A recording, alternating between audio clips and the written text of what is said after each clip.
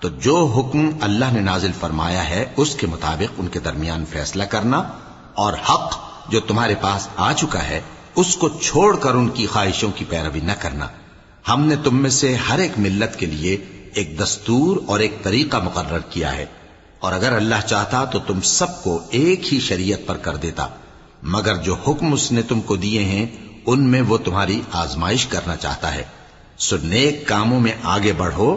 تم سب کو اللہ کی طرف لوٹ کر جانا ہے، پھر جن باتوں میں تم کو اختلاف تھا وہ تم کو بتا دے گا۔ اور ہم پھر تاکید کرتے ہیں کہ جو حکم اللہ نے نازل فرمایا ہے اسی کے مطابق ان میں فیصلہ کرنا اور ان کی خواہشوں کی پیروی نہ کرنا،